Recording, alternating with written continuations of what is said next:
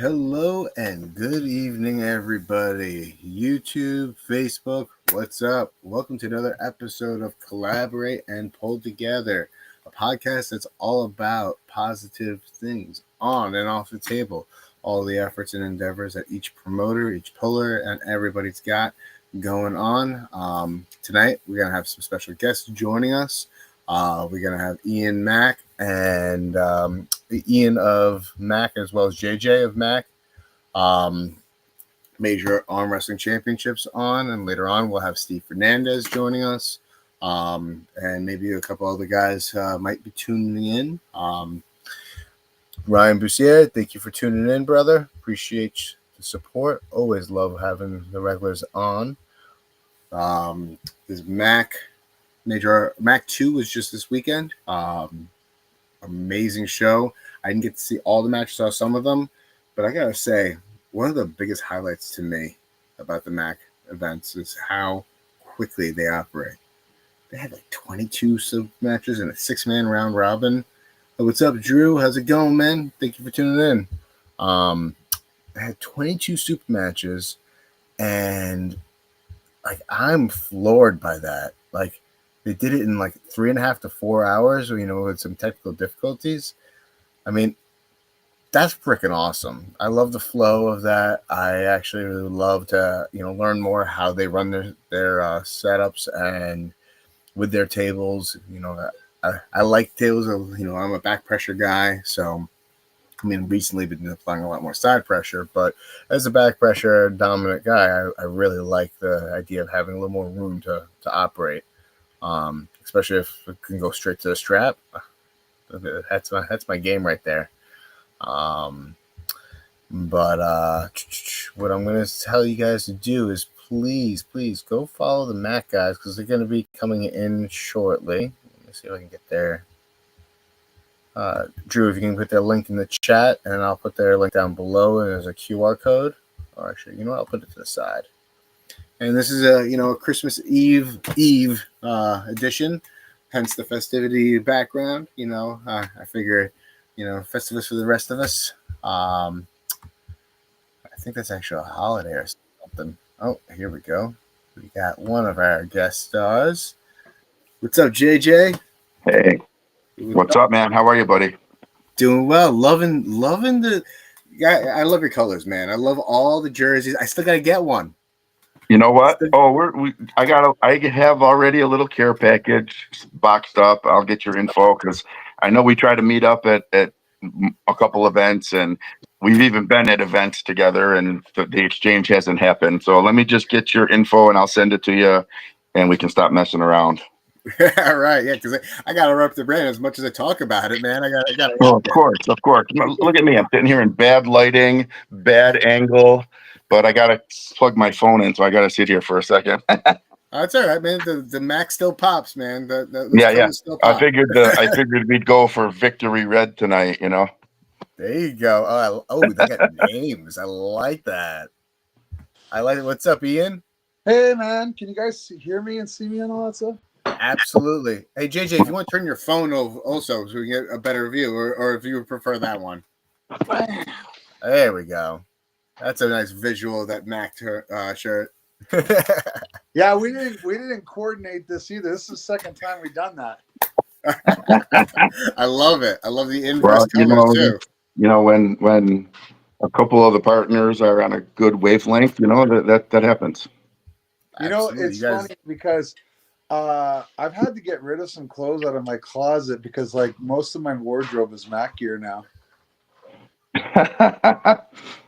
Dude, I've got family members asking for Mac gear for gifts for Christmas. You know what? That's easy gifts right there. It's so funny because there's people from out west that were like, "Hey, can I get this? Can I get that?" I'm like, "Oh shit! I just gave JJ everything across the border." Yeah, it's like, Anyways, sorry, guys. I know. So I was just catching up the crowd that, about this weekend's event and how stellar. You guys had 22 super matches and a 6-man round robin, and you completed the event in record time. 31 super matches Oh, total. 31. And including the prelim. Yeah, and the 6-man round robin. Oh my God! So I Jesus, that's But that's insanity. That's 6 hours. It depends on how you break it up, right? Like if you're talking, the prelims was an event on its own. Like it was free. It was aired on YouTube. Am I correct on that? Was it aired on YouTube or? Yeah. So the prelims was aired on YouTube for everyone, which included the super matches, the 6-man, including a title match on the prelims, the First Nations title match, and the 6-man round robin. If you bought the pay-per-view, even the prelims was just on the Prem Stream channel, but everyone could see it on YouTube, whether you bought it or not, on the Major Armwrestling Championships YouTube. So yeah, it's there now to see if you missed it. That is awesome. Yeah, I actually did buy it. I did get to see a portion of it. I didn't get to see all of it. I'm watching little tidbits of it here and there in between work and between life and whatnot. Me too. But the cool thing is those tidbits. I'm seeing like 2 or 3 matches, in a very short period of time. So it's like, whoa, it's action packed, very compressed. Yeah, and it's going. And you know what? It's not like it's not like it's rushed. It's still very competitive. The competitors love it. The athletes love the way the setup goes. We've got a lot of good feedback on the rule set and the setup, and they think it's very fair. And so it's not like we're trying to set any speed records. It just happens that way as a result of the league and the rules and the table. But they're still super competitive and amazing matches, and nothing feels rushed or in a hurry. Like I said, it's just a result of the rule set and the table. So it works out nice because it makes for a beautiful event and in a good amount of time, and everyone loves it. Absolutely. Now, Ian, I'm going to get to you in a second because I heard you talking a little bit on Jody's podcast earlier. I tuned in for a few moments, but I wanted to ask JJ. JJ, what was your highlight of the event? What was like the biggest thing that was like, whoa, like the shocker, the eye opener for you? Well, do you mean just match wise or just in general? Let's go match wise and then in general. Because there was. I hate to even say what matches I loved the best, or because there were so many great moments in a lot of the matches.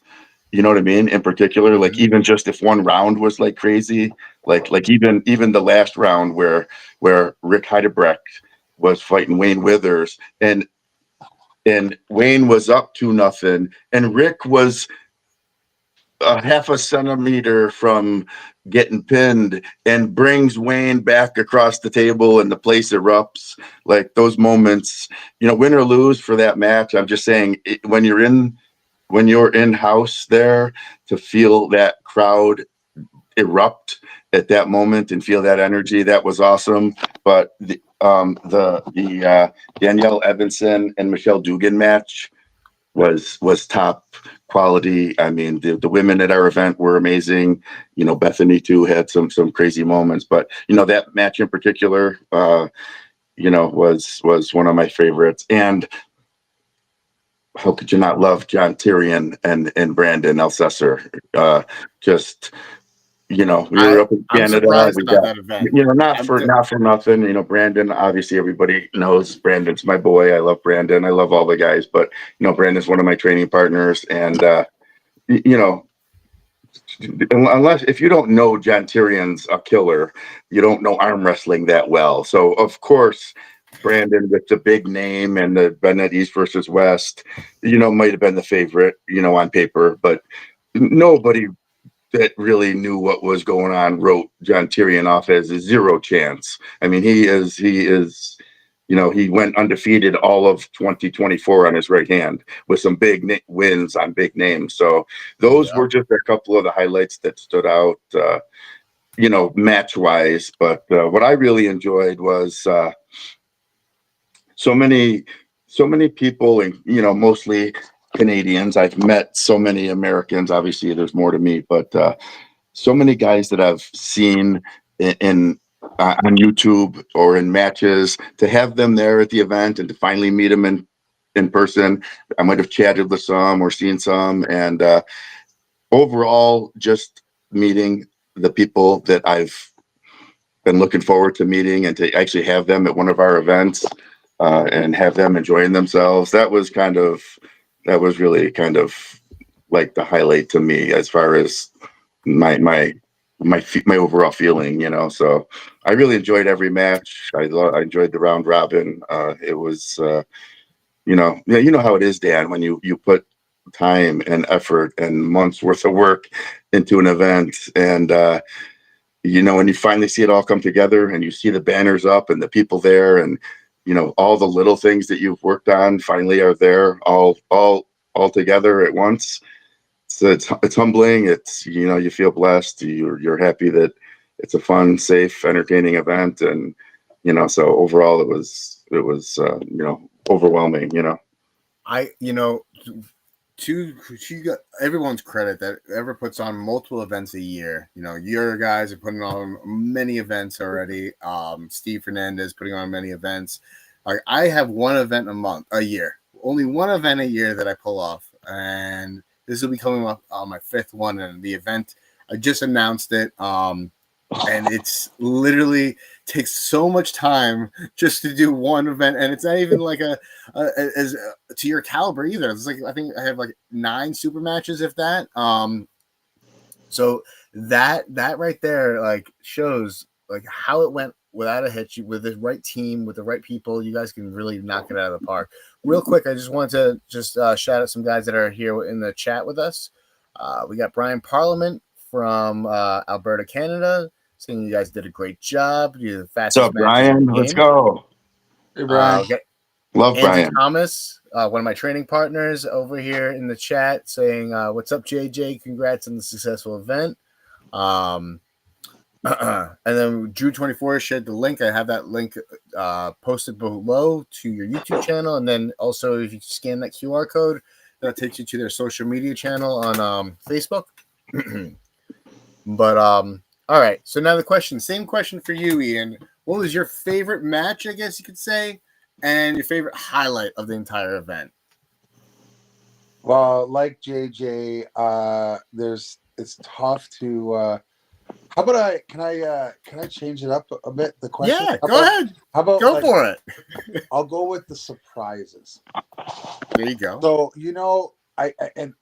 I love this kid, but I don't pronounce his last name really well. It's David Nicabades or Nicabats. Nicabades? David, yeah. David Nicabats. Yeah. Nicabats. Okay. Love this kid. We will have this kid at every MAC that we can. He's easier to deal with than the adults. You know what I mean? He's a good kid. He's a good kid. I love him. He is great. Yeah. He is great. But when local boy, and I say local boy because I'm in Kingston and Picton is down the road from us. Local boy from Picton, Eli Aki, beat him 3-0. I just was like this in the crowd. Like, I thought I was having an out-of-body experience. I'm like the world knows who David is because he's so good.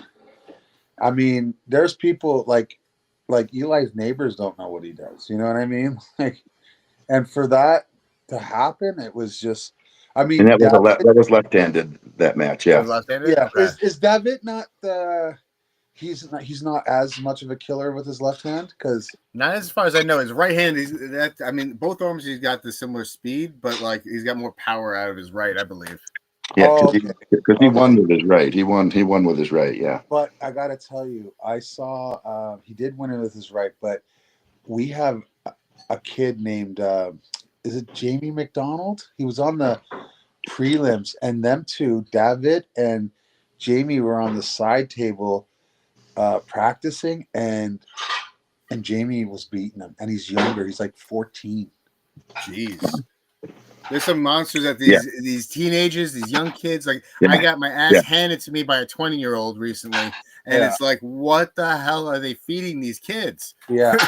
Obviously, so JJ mentioned it. Like Wayne winning isn't like a complete surprise to anybody with the amount of work he's put in. He's been on since his loss to Mega Mike. He's been on a ass kicking tour. Like I don't know if you noticed, but he's been blowing it up. And he's on a climb. Since Rick lost to myself and Brad Grundy, he's been on his ass kicking tour. So it's like somebody's ass had to get kicked again, and this time, only time. This time it was Rick. But I gotta tell you, I feel like because of the pin that Rick got and the way it happened, he can walk around with his head high, and I know he has Wayne's respect because Wayne said it himself. I have never been so close to pinning a guy. Yeah. And having that guy come back and pin. He literally said that after the match to us. Yeah. Yeah, in a slow manner. It was just like, Yeah. like finally Rick was able to put the brakes on and get into his strength, and Wayne fucked around and found out. And then, you know, but good way to put it. Definitely good way. Wayne is fast, and Rick's kryptonite is speed. It really is, because he's one of those guys that has to get into his strength. Got it. You know what I mean? And once he's in there, you're fucked. But anyways, and then obviously Michelle Dugan. Like, think about Danielle. Yep. Star. Both of them are insanely powerful. Insane and strong everywhere. And it's like, I don't think it was because she was gifted by God in strength. It's because she was like, you know what? I like this, and I'm going to train my ass off. And she does strong woman, and she does this and that, and she loves to compete. And even her, she got a win on Michelle, and it was or a pin, I should say. She got a pin. Yeah, a pin. Yeah. But if you guys know, we had a Russian there named Victor Belov. Okay. And he and Tyler Bozan. I thought Tyler was going to die of a heart attack at the end of it. Like, Tyler did win, but it must have shocked his central nervous system. Yeah. Hey, when a guy is like, after the pin, he can't lift his head, and it's like, you fry out your central nervous system big time. Especially like you look at people like Paul Lynn who pull, like when they start shaking like that in the pull, if it calls for that kind of energy and output, your central nervous system's gotta be toast. Yeah, so that match was something else. I mean, there was some prelim matches too, like that I was shocked. Like that young kid. There was a Canadian guy. Last name is Sheen. I forget the first name. Do you remember? He was the one that was pulling Jamie McDonald, and I expected Jamie to lose because the other guy's older and he's awesome, and then this young kid just went through him like, and no disrespect to Sheen, but I was just like, okay, we're just talking about a different level of athlete on the come up. And the kid looks like he when I say he's 14, he looks like he's 12. He's got long hair. I mean, it looks like a 12-year-old Jim Morrison, like he's just like, he's flicking his hair back. I'm like, this is not a typical arm wrestler. You know what I mean? Like, and he's super soft spoken. His dad is a big friggin' looks like me and a bit older, rough and tumble guy, kind of like a lumberjack type. But him, no, he's just a skinny little dude. And who you lying to? You don't look like a rough and tumble kind of guy, Ian. You look like a big old teddy bear. That's it, teddy bear. But but this guy looks like he's a lumberjack. That's the kind of it works with his hands somehow, And but I mean, all the girls' matches were amazing. I felt I had some heart, like part of my heart hurt for a couple guys, but it was great to have guys like Earl Wilson. Do you want to know something? Earl Wilson's like a 26-time WAF world champion in very different categories. I didn't know that. I did not know that about him. Legend. He held the record for most WAF golds at a single event. I think it was 4 or 5 or something. I can't remember. Oh, yeah, that's amazing. and Ron Bath and John Brzenk tried to beat the record and couldn't. And That's impressive. yeah, Earl. Anyway, with that being said, Earl has never had a professional super match. He's never gone on any of these pro promotions and challenge, and he's always just been a tournament guy. He likes tournament rules, and he said yes to Mac. You know what I mean? That's amazing. That speaks volumes about you guys. I didn't even tell you this, JJ, or maybe I did, but I forget a lot of things. So he called me. We talked about for half an hour, and he's like, I won't discuss the business side of it, but he actually said, I would like to be at the next one. But he had a stipulation. I think it's totally fair. We'll talk offline about it. But, I mean, for him, he took a strong Wild Bill, and he beat him 3-0. Yeah. You know, and Wild Bill didn't get the nickname Wild Bill because he's soft. You know what I mean? Like he's a crazy man and he's strong. There was just so many. You know what? I'll say this. On the negative side, and then I've been really down about it because I thought it made me look like a bad promoter. But I recognize that there was a lot of 3-0s.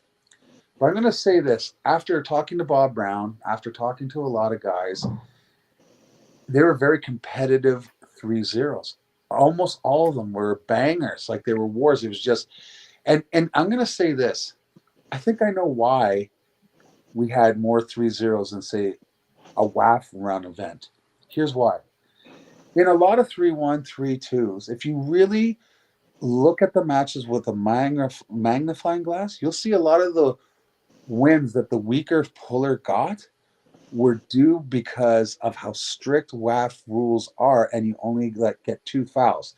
So a lot of time guys get cheap wins, and it makes the score look closer than it really is. Whereas it's very difficult to foul out in MAC, and you get a more realistic result. The stronger person will likely win in a shutout or a 3-1, you know?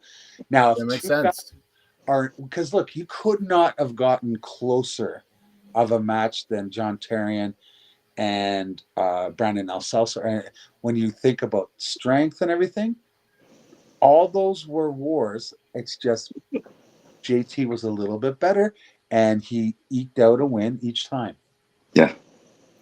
And you know what? Here's the thing. The one thing I was going to say with the WAF setups, even you have a little bit more sometimes. There's a little more leeway with somebody getting more trained up in a setup, that style, right? Whereas I feel like your style setup doesn't really cater to one person being trained up more than the next in a setup. You can't play as many games per se because it's more games. Games. Yeah, the games are not allowed. There's no games allowed. I purposely did that. I looked at, and I know a lot of people are like, why am I training how to cheat in the setup if Mac is just going to eliminate it? And my thought process is like, what are we really trying to promote here? We want to promote cheating in a sport? Like, how about we just make the most fair for both opponents, and let's see who's the better arm wrestler? I'm excited about that because that for me, setup has been very important because I have a very small hand. And unless it's it's a ref's grip, most commonly I sometimes get taken advantage of, and so I had to strengthen up my hand even more. So that it doesn't matter what the setup somebody catches in the setup, I can actually contend with. So this could be a challenge for me to actually not want to change up, how I set myself up for a match, and I like that challenge. I like that; it excites me. So you want to hear a rule change that I'm going to propose to the board? Okay. And would you? Can I do that, or should I wait, JJ? Go ahead. It's okay. It's just a proposal. It doesn't mean it's not written in stone. Let's hear it. So, our default setup, and we say it's auto strap. Okay, that's fine. And then we say if somebody requests it, it has to be accepted by the other person, or else it's auto strap. Yeah. It doesn't really make sense, because then it's forced. Now, if you slip and you prove to us you can't be trusted, then okay. So what I propose is, if one person wants straps and the other person doesn't want straps on the first round and before any slips, I propose that we do a coin toss. I think it's the most fair. I think that's fair. I think it's fair. I like that. I will like to discuss that with the board in private.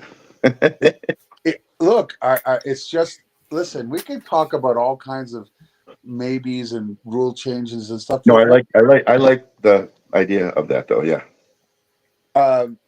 I like, as a competitor, I love that idea, because I love the strap, and I always ask, hey, let's go to the strap, because if I know I have a top roller in front of me, you know what I want to get a big silver dollar that has the Mac logo and the founders on the other side.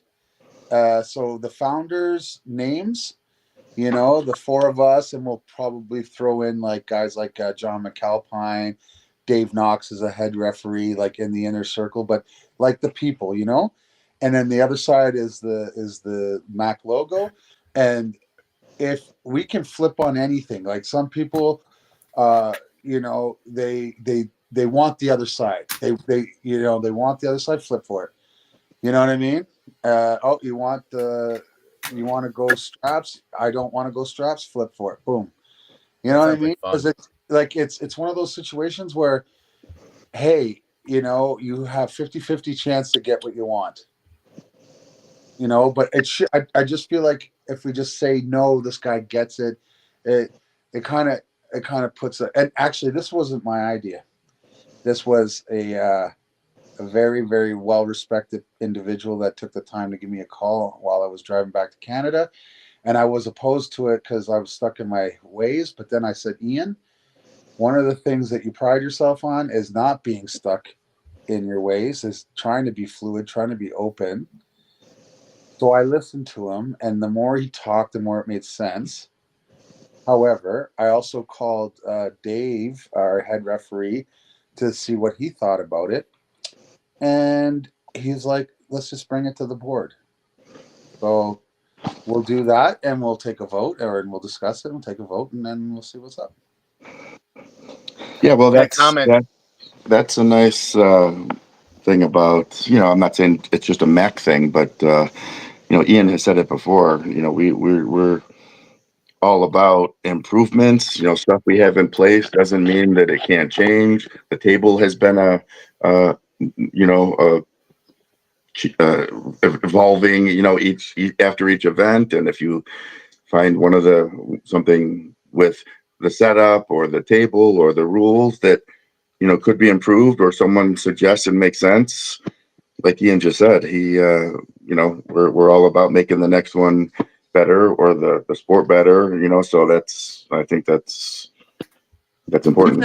And going back to, I know you want to talk about the comment there, Dan, I'm sorry, but back to the setup, I had more people come to me, and I even overheard so many people, top level pros even, saying specifically that they loved the fair setup, and that's all they said. You know what I mean? Which meant, what I like about it. What I like about it personally, besides that it feels fair when you're doing it. I've been in the MAC setup. I've been in the MAC.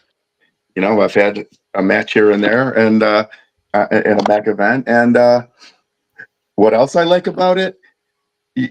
Sometimes you're in a tournament, or the refs are dicking around with you so much, your arm's getting pumped in that position, and you're fighting and pushing, and you're pulling, and your arm is still in that same position. And I think that's That screws you up at the go. That screws How you many up at the times have go. you seen a guy? How many times you see a guy step away, shake his arm, and get back to try to set up? You know what I mean? Like, nothing's perfect, and I'm not saying our setup is perfect, but just in general, that was one thing that more than several people said to me, and I heard being talked about was they liked the setup. I mean, it's no one's going to like everything all the time, but that was one of the positive feedbacks that I got a lot. To your point about the setup, Brian Parliament actually brings up a point, and tell me if this is your experience or your feedback that you've gotten up to now. He thinks it would be overall easier to get a hook in than a top roll, but until he tries it out himself, he can't say for sure. But it seems like that most of matches started in Super Nation. About that last night, and I was like, "Wow, I'm literally watching a bunch of top rolls right now." And the thing is Brian doesn't know everybody in the sport. Okay, he knows what he knows and the people he knows.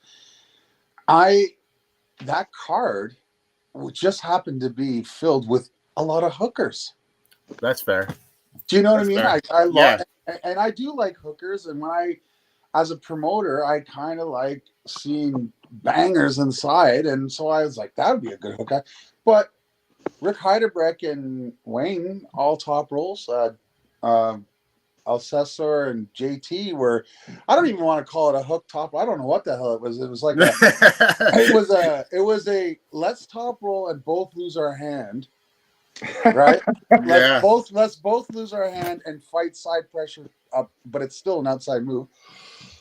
Michelle was Bethany, the girls matches weren't really hooks. The Victor Beloff won outside. I mean, there was, guys who have better top rollers. Their own guy, Joe Fox, lost to a top roller. But I think, like I said, being in the setup, I've been top rolled out of that Mac, more than once, out of that Mac setup. And I think, I'm a top roller, so I'm thinking the pads, the way how big the pads are, the range of motion you can enact without having to worry about doing an elbow hop is going to be amazing for back pressure. The way I look at it, you get to pull back pressure right to the edge of the table, guy. Yeah, like that excites me because like a lot of times in the past I've fallen off the side, like the back corner of the pad type of deal, where I don't think I would do that on a Mac table. Is that Jimmy? Is Jimmy there? No, no, that's not Jimmy. That's Andrea. Jimmy's at her house and he wants his Xbox, so he's coming to get it from here. Otherwise, I would have had him say, "Hey." Oh, speaking of Jody, we have Jody in the chat. I honestly am getting tired of these gaming systems. I got 3 freaking gaming systems under my television. The kids got them all in their rooms.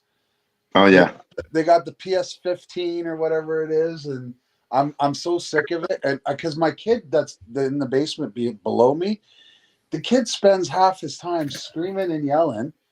I want to give him the flying elbow because it's yeah. Jimmy's got a gaming PC, all that. Yeah, he's not in there with son, but since we're on Christmas break and his buddies, none of them have school, so now it's like gaming at night, so of course they're going to be able to have a little bit more freedom than they usually do. That's their version of partying.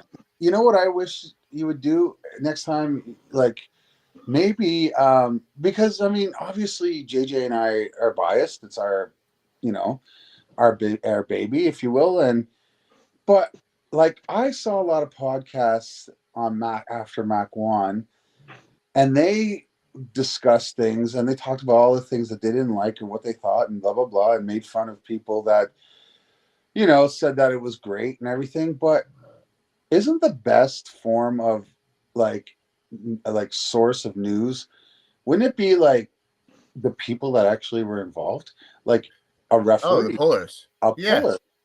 Like I have no objection. I have no objection of doing that and getting. Sometimes I do have people who actually competed in an event on the screen, who participated. Just this go around. To to be honest with you, with the holidays, it was a bit of a pinch, and I was like, you know what? It's okay. I know you guys will be available. I would also encourage you. What I'd like you to do is get one guy who won and one guy who lost, or a female who lost, whatever you want. Okay. Get both sides of the perspective, because it does nothing for JJ and I to be gaslit. We're not going to get better. We're not going to get better. Speak for yourself, Ian. Kidding. Just kidding. We're not going to improve if everyone's just blowing smoke up our ass. We need to know absolutely what works and doesn't work. What, like, JJ, my one question, I do have a question for you guys in regards to. Oh yeah, turn your camera, JJ. Yep, I just had to get up for a second. I'm sorry. Okay, it's all good. Yep. So my question for you guys is, I know you had a couple of female matches. Is there promise to have more female matches? Yeah, no, we need more. If JJ knows how hard it was, how hard I worked harder to get those two matches, those female matches, than I did the whole card. Okay. It was getting women together. It's not easy at this level. You know what I mean? I have literally nobody that will pull Sarah Wilson. Nobody wants to pull her. I'm sure we talked to Madison Walker down here. She's in New Jersey. Steve Walker's daughter. We would be able to get her involved. Come on, JJ. That's a person that we could probably get on the card. Yeah, no doubt. I think that she's somebody who can step up to the plate big time, and I think she's ready after what she did to what's her name? Why can't I remember her name? In Montana, she 3-0'd her heavy too, and she was a world champion too. Why can't I remember her name? Do you remember her name, Jay? No. Anyway, it'll come back to me. At this point, Sarah is about ready to pull anybody, and I just will obviously have to coordinate. Like, we don't even have a date or time or place at the moment. And Jolene. It was Jolene Anderson. Oh, Jolene. Okay. I wasn't aware of that match. I've been pretty, no offense to anybody out there, I love arm wrestling, but I've been pretty stressed out this month, and I have not been. The only event that I really paid attention to in the past month was the one that JJ and I went to in Atlantic City. So KOTT. Hey, man. What's going on? No, I'll tell you what my biggest pet peeve in the past month is me and fucking Steve being in the same room and never met. That doesn't even seem possible. I know, right? How do you not see me? It's not like I'm a great man out there. How do you not hear Ian? You got to hear him from down the hall. You know what floor he's staying on? I mean, come on.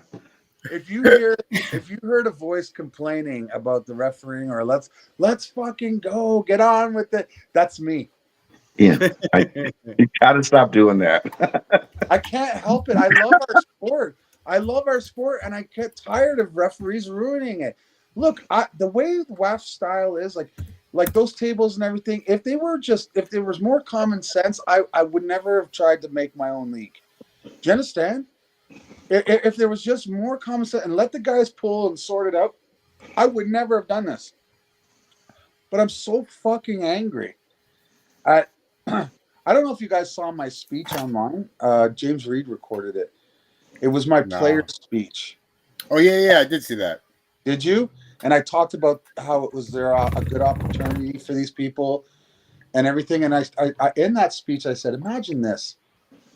Imagine you save all kinds of money and then you qualify to go to Worlds and you go halfway across the world and you get up to the table and you foul out twice and you didn't even really get the pull. Like, that's $2,700 down the fucking drain. And what a horrible experience. I said, I can guarantee you, you pull Mac, that is not happening. You will get the pull. You may lose, but you will get the pull. That's huge right there, because I have lost matches. I've won matches on fouls, and you know what? Here's on the other side of that. Winning a match on fouls, I hate it. I've always turned around. Can you not call that foul? That's as bad as losing on fouls. Like winning on Yeah, fouls, you walk I away hate that. not Walking away feeling with good a win about on that one. fouls. The only time that. only time I disagree is when you have a guy that refuses to be pinned and he's just fouling out for the sake of it. Like when my first win on Travis Bajan was because he couldn't pin me, and then as I was driving, he like took his elbow off of his pad and put it on my pad. You shitting me? You know what I mean? So that's insanity. I take that as a legit win. You know what I mean? When someone Yeah. Well, yeah, No, that's that's a whole different story, I think, though. Like, but like, if I won on somebody like just they couldn't keep their elbow down, and I was arm wrestling them, and let's say, like for instance, I'll give you an example that it shows I'm stronger, but I wanted to arm wrestle this guy and show that I can pin him. It was at Nationals. You were there, Steve, when I beat Victor. Yeah. When I beat Victor, left-handed. Which Victor? Victor who? He's a Polish guy, Kozlowski or something like that. Okay. I don't think you know him. He's a little bit taller. If it was the Victor of our past weekend, I would have just elevated your caliber, like, right, JJ? Yeah, I think the Victor at our event was probably not Dan's weight class, but yeah, that'd be. Hey, Dan's a beast though, so who knows? I would love to pull anybody you put across the table for me, man. I'm not afraid. You can ask Steve. I'm not afraid. I just want to say congratulations, gentlemen. This weekend was, from what I watched, was a phenomenal outtake on everything. Honestly, the lighting, the setup, the table looked great. And really? Thank you. Yeah. Appreciate that, Steve. Thank you, buddy. And I'm not going to say the price because JJ doesn't like me to talk finances, but for all like the stage, the I don't know what you call it, the skirting, I guess, of the table, the embroidery, the like you had to have grabbed the hand pegs to realize just how high quality these hand pegs were. I like the different coloring on the pegs. I like the side skirts on the side of the table. Yeah. I mean, every single little detail that you put in there, I literally fucking went through every single thing. And the rotation of the table, it was done really well. The angle of the legs of the table, I think, is even better instead of being straight. So yeah, I just did you see that even the platform itself? Yeah, and the fact that this table is actually collapsible now. Yeah. But if you want to know quality, if you took all the legs off and everything and you just tried to pick up the tabletop, it's a 2-man lift. The tabletop is so well made with quality materials that it's heavier than most WASP tables complete. Yeah, well, even the flooring that I checked out was great. It was a phenomenal floor too. So everything on the table to even the actual floor that you were walking. And wait till you hear what we're going to be able to sell it for. I'm not going to say right now because we do have to adjust some things. I'm looking for a table. So if you have something that's going to be, please let me know when you can sell one because I would love to fucking buy one. So the truth is the R&D of this table is still under process. There's a few things that we got to tighten up. Like I haven't discussed it fully with the board yet, but it's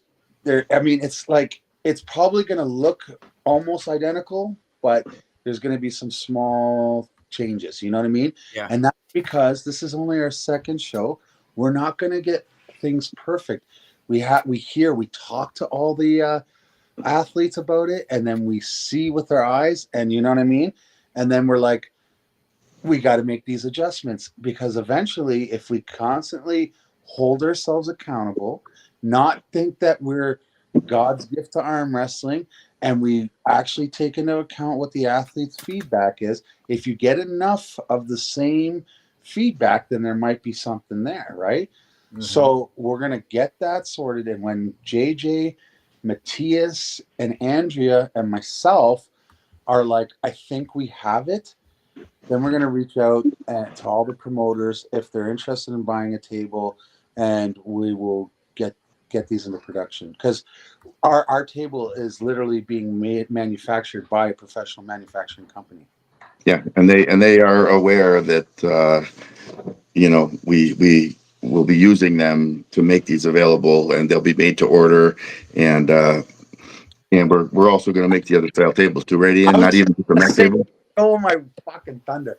We are going to also, just so people think that we're not like anti-WAF or that style of arm wrestling, we're going to make WAF style tables with 7x7 and 8 1/4 inch pads. So if you were training for East versus West, there'll be a table where you can just take the 7x7s off and throw an 8 1/4. Is there an estimate of how much like it would cost? Let's just say me to buy a table. If whether it was we're going to talk to you offline for that, because Yeah.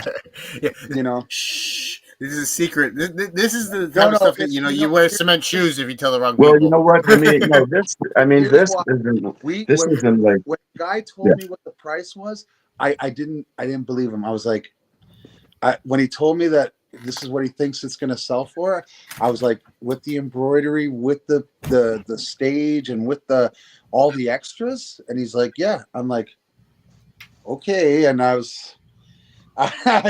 So it's going to be affordable. That's the point. Yeah, it's going to be affordable. It's going to be high quality. It's going to be professionally made, and like we said, we're not in the arm wrestling table business, but we want good quality tables. We have a manufacturer that's willing to make them, and it's going to be nice to.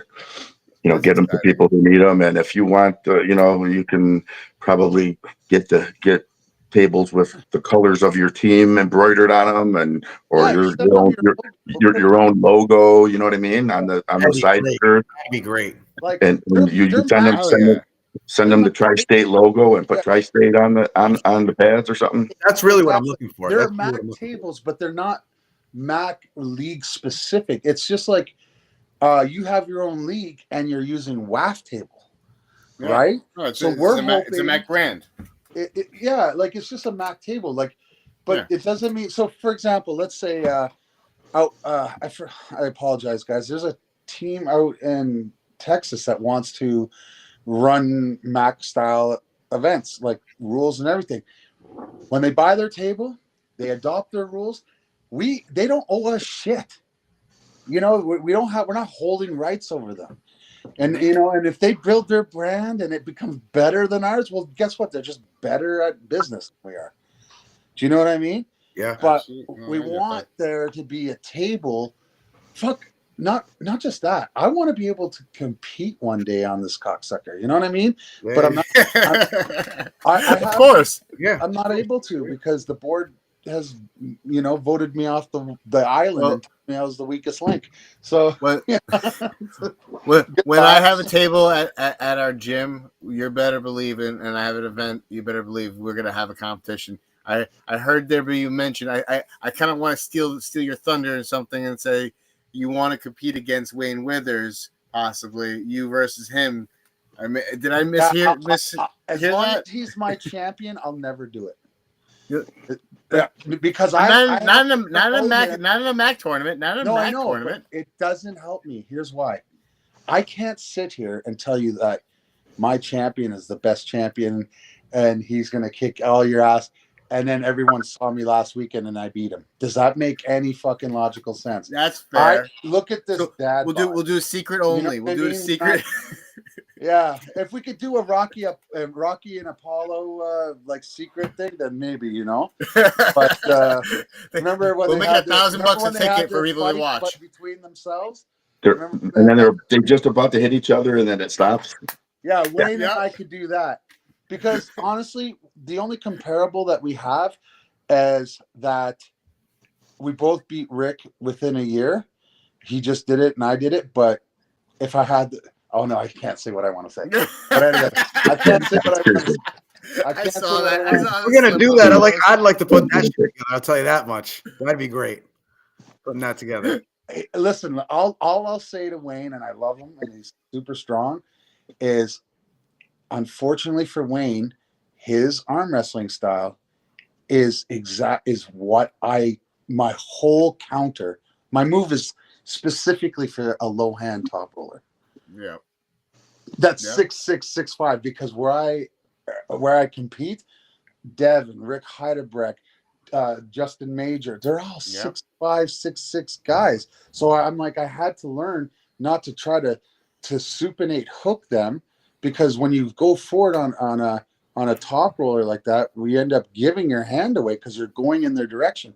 So what I do is I go bam, I just hit their rotation. They're already like this, so I'm like, okay, why go forward? Just cup down. And I've told Rick this. He knows. For the last 10 years, I've been saying, look, stop low-handing me. It doesn't work. Do you know what I mean? Just try something else, you know? But it's because he beats guys like Pork Chop, and Pork Chop beats me. He beats Pork Chop, and it's like not difficult for him. Do you know what I mean?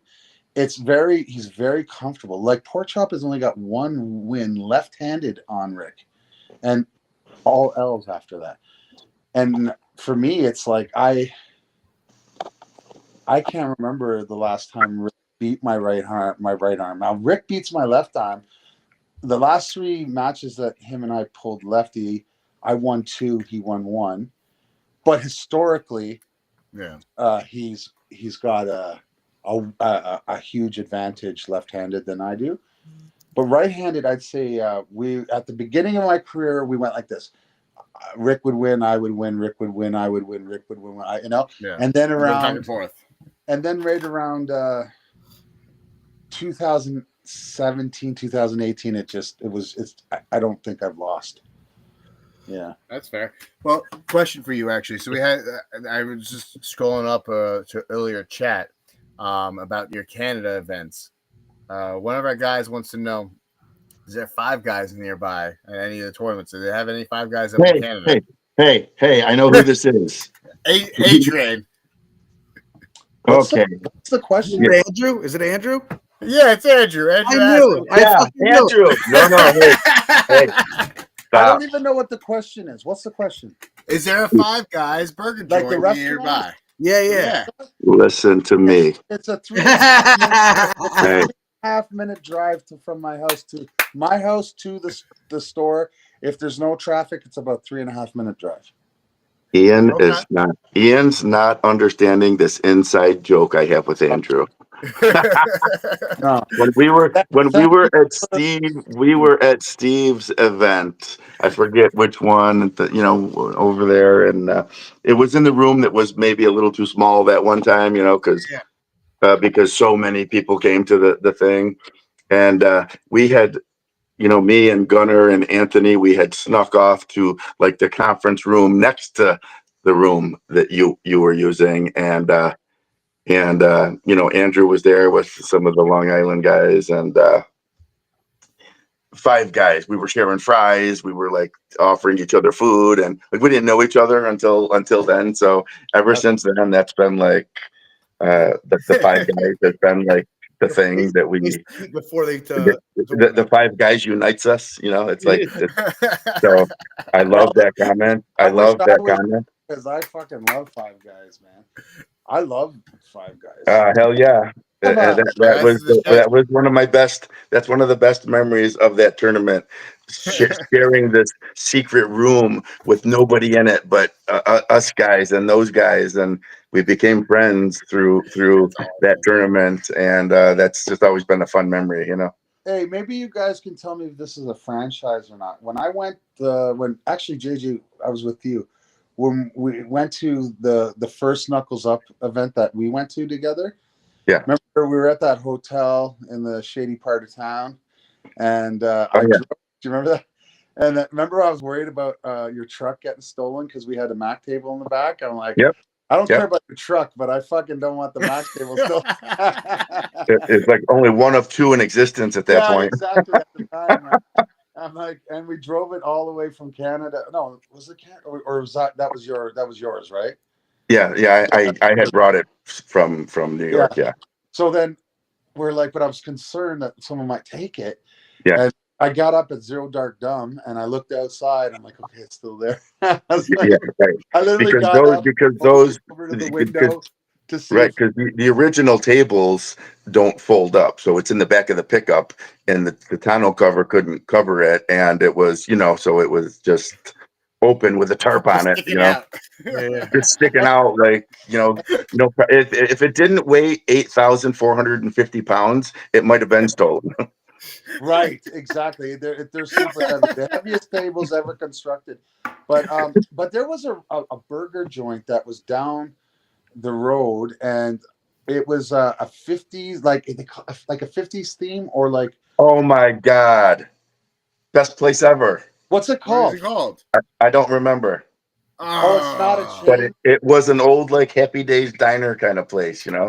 Okay. Yeah, and I'm telling you, I never in my life had a better burger.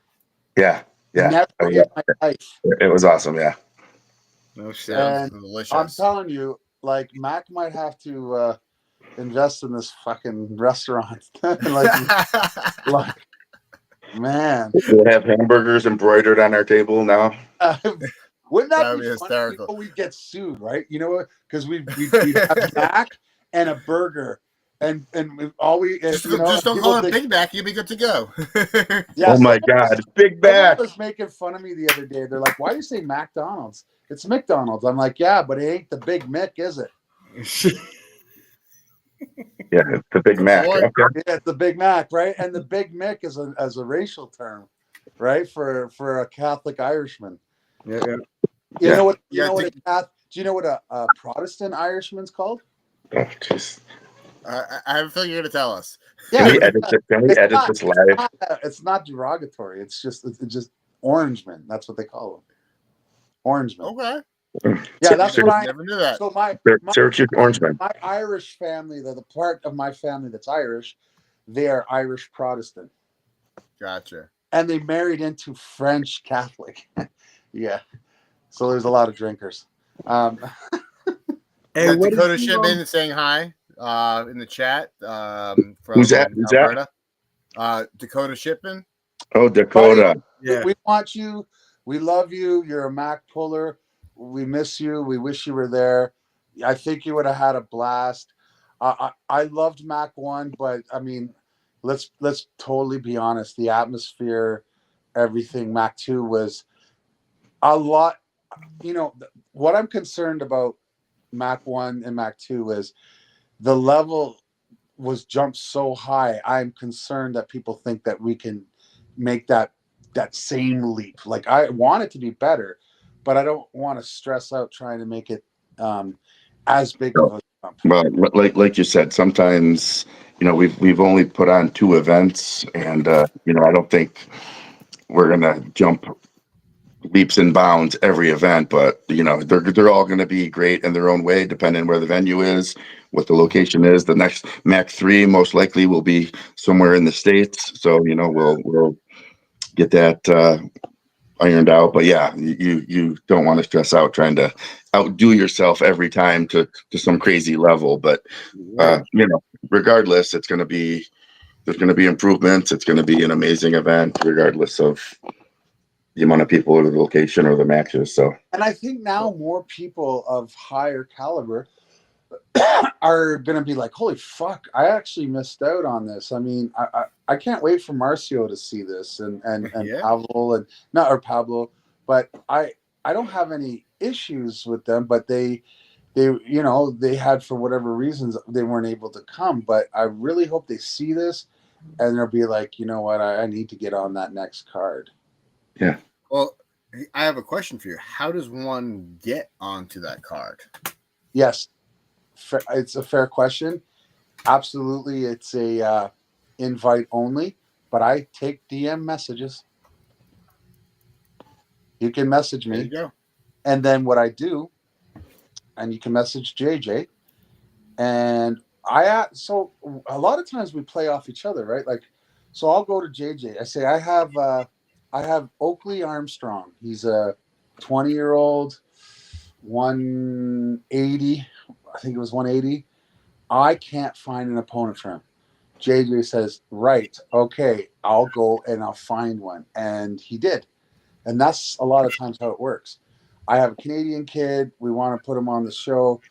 Who do you got? And he goes, he probably, I don't know, have you contacted Steve and talked about pullers that might be on our card? I mean, if you haven't, he's a pretty good resource to get guys too, right? Oh, yeah.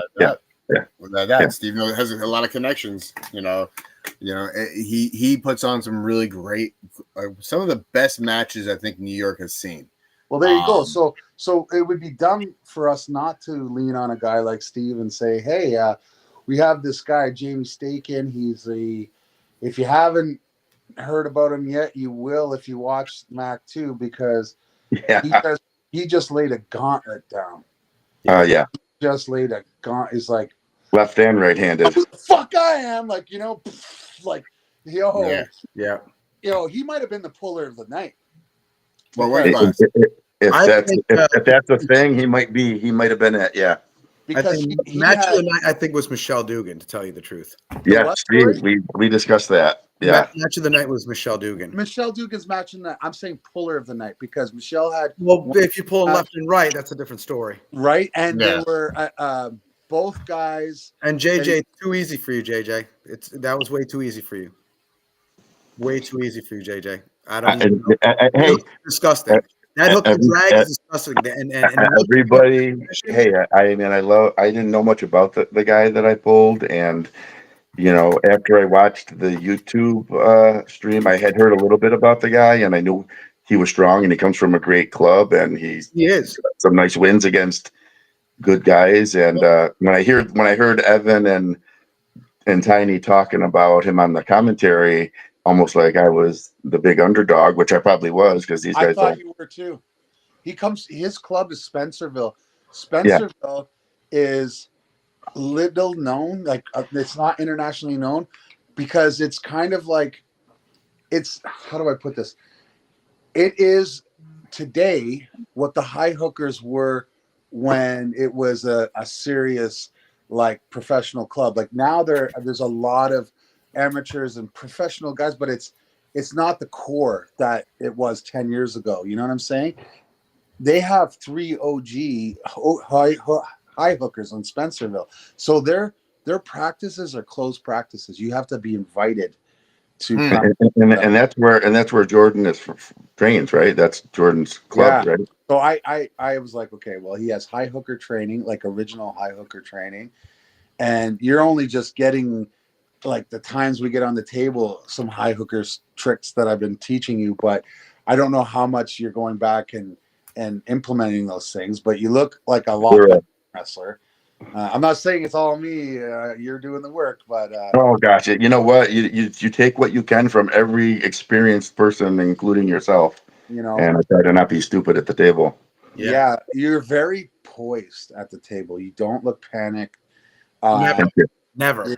I've never seen that. He's probably the most relaxed puller that I see at the table, and probably one of the most respectful ones too. And absolutely. That's what the referee said the same thing, Dave. He's like, wow, this guy's like, he's not your typical ugly American, Nah, JJ is definitely not your typical. It's a different guy.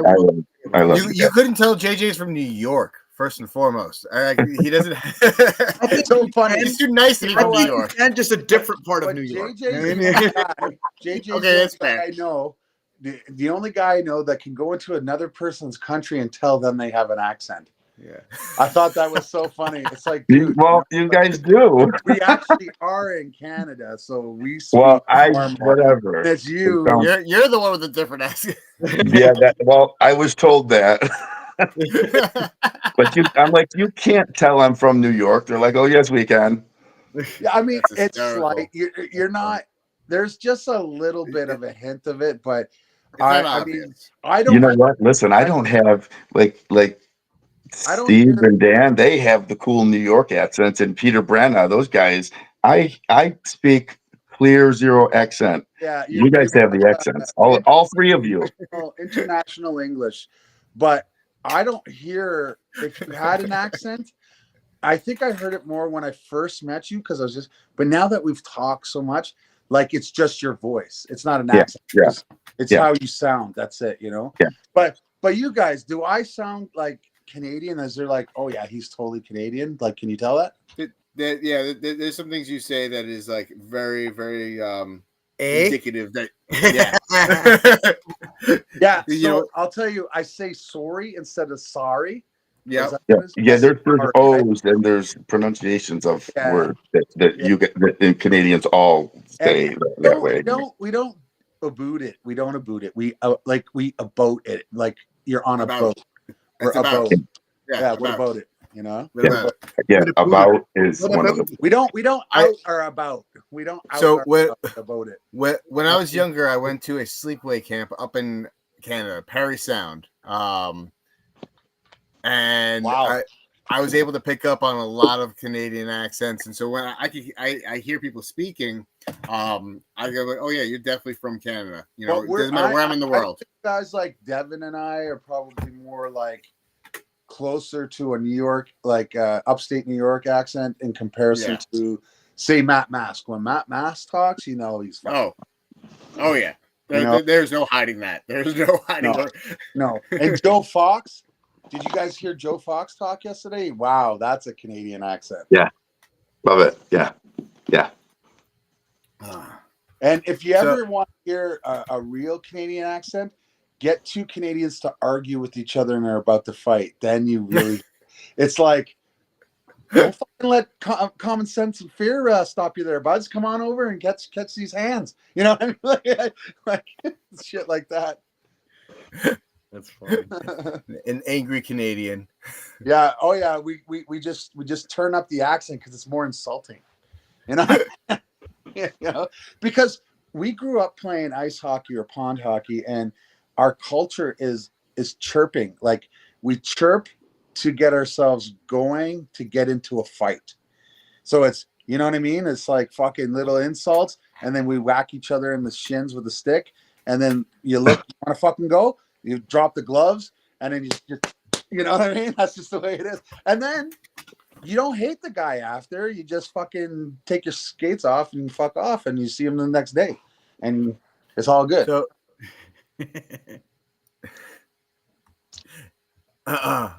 well, with that being said, beyond, is there a timeline? I know you guys don't have anything set in stone, but is there a timeline when we can expect the next event? No, because there's a couple people in our team that really feel like we have to start doing business a little different. And so we have to have a meeting about exactly what that looks like. Gotcha. That's fair. Yeah, That's after every event, you know, we've only had 2 now, but after every event, you know, you debrief with the team. And, you know, Ian and I are probably the more visible 2 of the 4 on our team. But you know, Andrea and Matthias are the other 2, and you know, they're the like and JJ and I kind of fly off of the seat of their pants more. Me, I like just do what I want and then ask for forgiveness after. No, I'm always saying I'm the only one that says sorry. Literally, I'm the only one that has reason to say sorry. There it is. Yeah. I'm always like, sorry about that. What did you do now? I prefer not to say, but when it comes out, you'll know. You know, sorry. Yeah, no, but seriously, there's, you know, you guys know how it is. There's always the team behind you who makes things happen. And Andrea and Matthias, you know, they have just as much, if not more, of an important role than what Ian and I do. But like I said, people see Ian and I more on screen. That's just what we do, and you know, we're more in the public eye. But you know, we're the American Canadian flip of each other, right? Yeah, he has his ear down.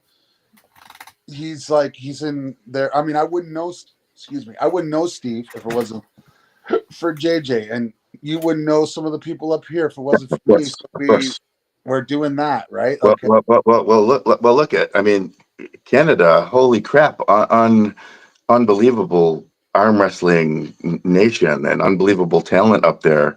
And here in the States, I'm a newbie, but arm wrestling isn't. So to kind of have, the American Canadian connection, kind of merging the two in these events and having a lot of matches that are Canadian versus American, it adds a fun aspect to the fun rivalry between the two. And, and there's just a big pool between the two countries that we can kind of make a nice collaboration out of, so it's I have nice. to say, and it was not in my intention because I would never do this, but Canada kind of came out on top. Like I was very surprised. Other than Rick, most of the Canadians that were top level Canadians versus top level Americans, and the Americans were all favored.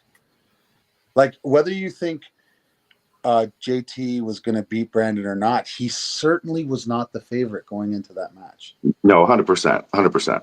Definitely not. He was not. I definitely thought it was going to be a closer match. I actually thought it was going to be like closer to 3-2.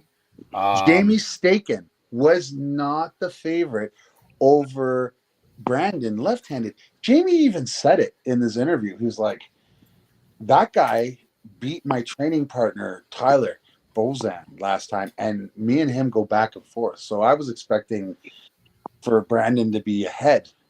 But I'm going to say this. I'm going to give no excuse, but let's just be real. I love Brandon.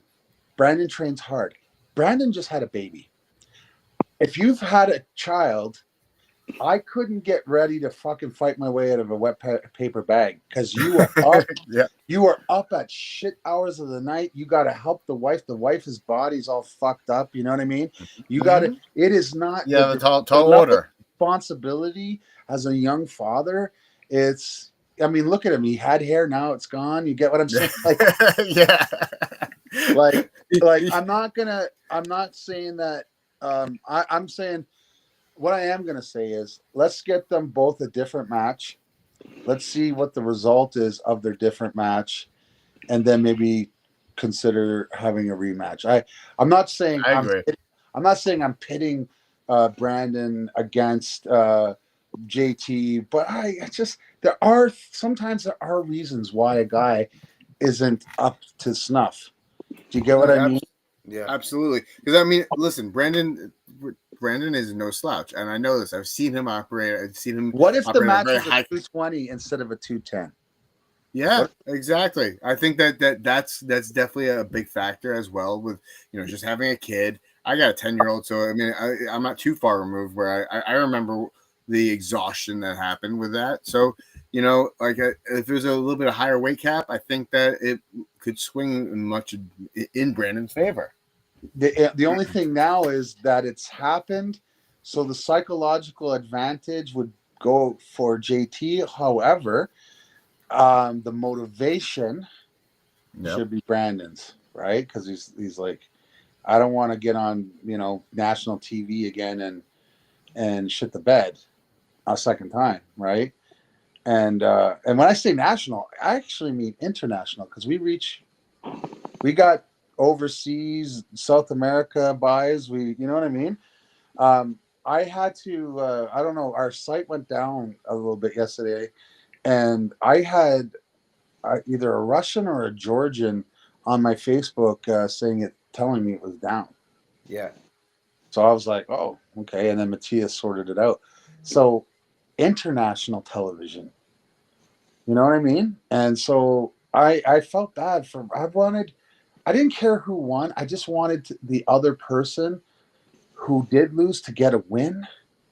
Because you feel like, if it's close and, you don't like. It's always a better match when it's going to be something like a 3-2 than a 3-1 or a 3. That's what you're saying. Yeah. I agree 100%. It was still a great match. I mean, Jamie versus Brandon's were 3 bangers. They all went Jamie's way. And JT's his were bang. Hey, baby, you good? Yeah. Are you cold? It's cold outside, eh? I'm fine. Yeah. He was coming back from her business Christmas party. Anyway, yeah. So like, there was a lot of 3-0s, but as I was talking to Bob Brown and different guys, they were like, you know what? Everybody was still entertained. They were great matches. You know what I mean? And so that's all you can hope for as a promoter, is that you try to give the best chance for a match to be entertaining.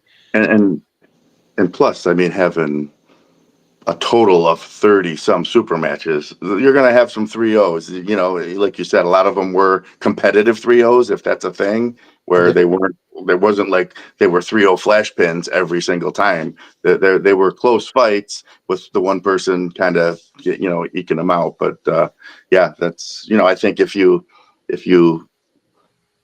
did 7 or 8 or 10 matches, you could probably make some that were 3-0, but having that many matches, you know, it's tough to tell how close they're all going to be, you know? Yeah. It's a lot. I also think, to be honest, guys, I think you have to really consider this. We might be more susceptible to 3-0 matches than regular matches, because the weaker puller isn't going to get a lot of phony wins, like off of like elbow fouls and stuff like that. You get what I mean? Because it's difficult to get to a win based on fouls. You're left in the breach, and you got to deal with the problem in front of you. And if there's a stronger guy than you, then it's likely going to be. And there's a lot less manipulation at the start, where you might get an advantage in that way. Yeah. It's a little bit more of trickery. Fair setup, a little more fair of a setup with less trickery. Not that you still can't, who knows, do whatever, but there's a bit of a less of a chance of that, you know. Yeah, you don't even have a second. It's literally like it's close your thumbs, The webbings are level. You close your stuff, and the reps feel no loading, no pressure. You know, just that static, you know, that static hold that you're allowed, and then it's go from there. So I did see something that I do have a question about. If both pullers are agreeing of it, can there be a carve allowed? Yes, if they agree. They agree, but it's not a supinated carve. It's just it's just a bend, but it's not like you're not doing this. You're just you're doing this. Okay, because that still allows the top roller to get this, and it gives a hooker the chance to do this. But if you do this, then it takes away from it. It makes the top roller start like that, and it's not fair, right? Or it makes the top roller start more like this, and he doesn't want to be there. So, does that make sense? Yeah, absolutely. Yeah. I love it. I love it. There was, I don't think there was one match that was like one round in one match where Dave allowed that. Okay, everything was sort of like this. You know, but canted, right? We don't do this. We don't. Guy sets his arm like this. We don't do this bullshit that WAF makes you. We don't do that. We as long as it's straight, and you close your thumbs, close your hands, but it's on an angle. We don't mind that, but we're not doing this bullshit. I'm sure you guys have felt it. It looks straight to me. Oh yeah, you kicking my wrist back. Yeah, kick my wrist back. Actually, that happened to me in Ottawa Open. When I went to the Ottawa Open, I know this guy I got knocked out of the. I get it. Our referees are bad for that, and that's why I'm frustrated, and that's why I'm putting my money where my mouth is and trying to exact change. You know, it's no use in just complaining about something, guys. You can complain till the cows come home, but unless you can exact any kind of influence over change, then shut the fuck up and go sit the fuck down, or don't. Do you get what I mean? You're right. But if you you're absolutely right. If you want something to change, then you got to fucking. Well, so the other side of that coin. The other side of that coin, though, Ian, I gotta say, and Steve can bear witness to my stance on it. If you don't like it, you just gotta get that much more convincingly stronger, so that there is no more questions. Yeah, there's that. Yeah, and that's been my motivation of late. You know, some of the issues that I've had of previous refs, you know, previous situations, that there was some questionable calls. I gotta go pee. I'll be right back. Don't fall in. there's been some questionable calls and questionable scenarios where I felt that if the ref was a little more fair or the situation was a little more fair, the call would have been leaning towards my favor. But now my viewpoint on it, it was in the moment, but my viewpoint on it now is that I just need to be stronger so that there is no question of there being something leaning to one favor or the other. Yeah. But to your point, right, when the hand strength or the overall strength is really close, those little nuances with your wrist kicked back or not kicked back, it can make such a difference. It can literally decide the match. Like you're saying, if you just become so strong, you can overcome a disadvantage at the start or recover from it. That's fine. But honestly, I mean, that's a good view to take. Just, hey, I'm just going to get stronger because we're all doing that anyway, trying to. But in reality, that you shouldn't have to be strong enough to overcome something that shouldn't even be there to start with. Yeah, absolutely. But it's going to happen. I mean, and we're not trying to say, oh my gosh, our rules or our setups are infallible or perfect, because nothing is, and everyone's not going to love it. But we've got a lot of good feedback. We're constantly trying to improve the table, the system, the matches, the setups, to just make it better and better for the athletes and the fans, Well, so to go back on a topic we were talking about beforehand, for looking for an opponent for Sarah Wilson. Brian Parliament just talked to Madison apparently, and he said that she's ready and fired up to take a match with her. So I don't know if you guys want to take that up, or if anybody else, any promoter out there looking for a good, strong female match. I think anybody can benefit from that fireworks. That's show. Amazing. They should probably do that sooner than we're going to have another big event. When you guys should set that up. There you go. That'd be awesome. Be an awesome match. I mean, we'd love to host it too, but these girls are ready. Let's do it. I know Ian's heading to the bathroom. So while he's in the bathroom, I figure we can promote a couple of the other upcoming events. I know January 25th is Knuckles Up. Before that, they had the last chance qualifier for the Arnolds. And then just a short week after that, two weeks after that rather, is Steve Fernandez is going to have Battle of Tristate 2, and I got the link coming up right now. This is going to have 10 super matches featured, which we'll be releasing all that information in the not so distant future. And here's a link to the event page. So it's going to be. Remind me, Steve. It's going to be at the same place as the Arnold qualifier was, right by the airport, right? Yep, Homewood Suites Inn by Hilton. It's a beautiful place. It's nice, big, and wide. They've renovated everything on the inside, so it looks great. And like I said, like free food, free drinks. What? The awards. Ian will be there. February 8th. Just after my birthday. Yep. That was hysterical. Yeah. And as he comes in with a bowl of pasta or whatever he's eating. Dude, Ian, is there a kitchen in your bathroom, bro? Because you went to the bathroom. Then... Oh my gosh, he's like Kramer washing the salad in the shower. I have to go through the bathroom to get to the first floor, or have to go through the kitchen to get to the first floor bathroom, and then I had to walk back, and I was like, okay. Yeah, we can't go the last 10 minutes without a snack. No. That's awesome. So yeah, we're gonna have a lot more information about the Battle of the Tri-State coming up. I'm already trying to get a crew together for Steve's event there, because I'll definitely be there, and trying to get Brandon and Pete and the guys to come up and have some fun up in that with us. The pit crew will be definitely in attendance.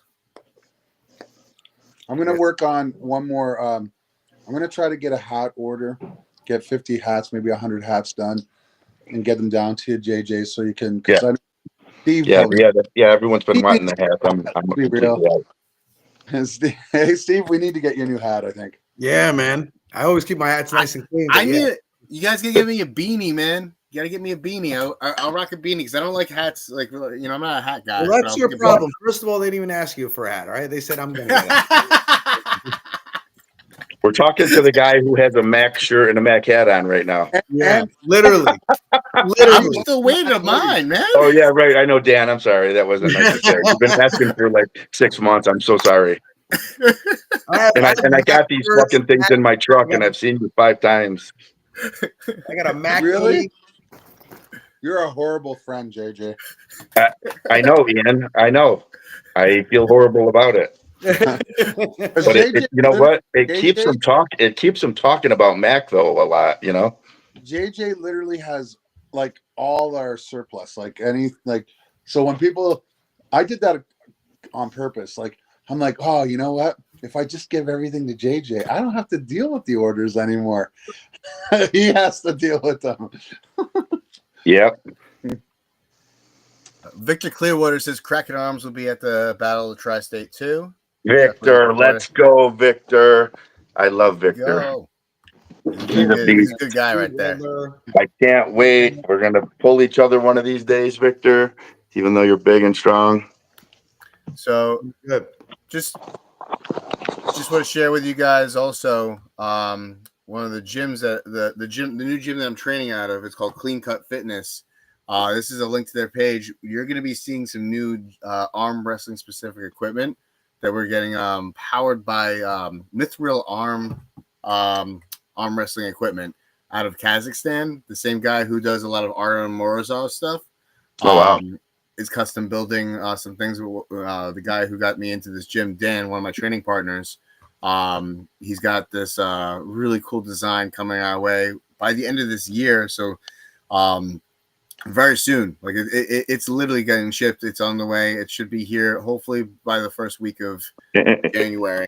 Is this what type of equipment is this? Just pulley type stuff or stuff to hook on hand? It's high pressure. It's a whole side pressure. It's got different angles, different legs. Wow. Exactly. A little bit of everything. It's gonna be like a universal gym arm wrestling. Gotcha. How far do you guys all live from each other? Well, I guess you're in Rochester, so you're close to me. But Steve and Dan, we're about 2 hours away. Yeah. Oh, okay. 2.5 hours. Okay, so collabs between you two probably pretty easy. To a degree, yeah. No one likes to come to Long Island though. Nobody likes to come to Long Island because Long Island's far. So I usually come up to him.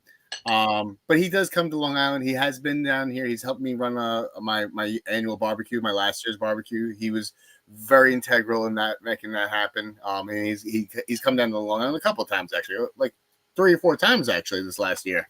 Yeah. And we brought arm wrestling back to Buffalo Wild Wings. We're gonna do it again next year, so it's gonna be good. It's gonna be good. So JJ, yes, sir.